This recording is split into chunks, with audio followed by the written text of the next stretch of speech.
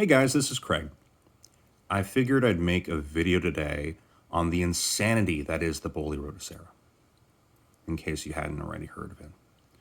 So this core is the Bowley Rotasera. This padlock is just an Avis padlock that the core goes into. This is the actual Bowley Rotasera, and this is the key. So you can tell it's not a normal key. If you're familiar with the other Bowley products, this is very similar to that, in that the key goes in and the actual bitting part that interacts with the rest of the lock is hidden. Like it's turned, like it's down there, and you turn it and it's just deep inside the lock. So it's only at this state where you can really manipulate things inside of the lock. And that's really hard to get tools in there. So this is a lot like the other Bowley offerings, except this is a disc detainer. And as of yet, it is unpicked by anyone. I have tried to pick it. I took some piano wire, some thin piano wire, and made like a stack of them, one for every disc. And I tried inserting that in the lock and picking it, but it just, no dice. This is an insane lock in other ways than just design. For one, usability is a nightmare. In order to open the lock, this is the steps that you have to do. Put the key in, of course. There's a spring here that you have to press against. Press it all the way in. Then you turn the key, which by the way is not at all smooth. It feels like it's going to break every single time you do this. You get it into this 12 o'clock position, and then you push it in, one click, and then you turn and it opens.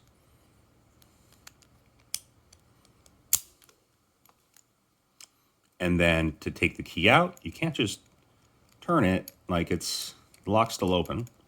So you have to very carefully line it up to 12 o'clock. And there you go. Sometimes it doesn't work. You have to click it out one, and then you turn it back. And I hope I'm getting across how crunchy that is. And then you can take the key out. So it's not great from usability point of perspective, right?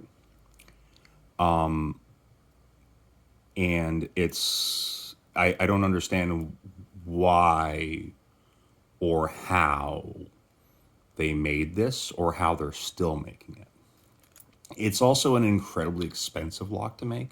If you look at this key, this is all one piece of steel. I'm fairly sure they didn't braze or attach or weld any of these components together. Like, this started out as one block of steel.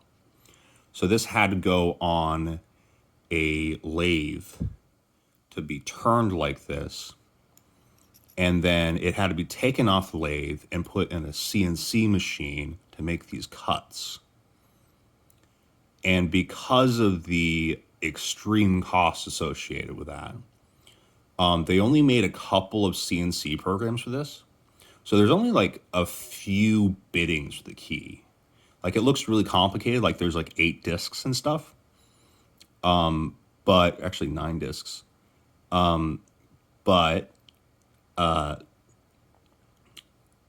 If you have one of these keys and you have a random Bowley Rotasera in the wild, there is like a very, very good chance that your key will open that lock, because they just didn't make many differs of this.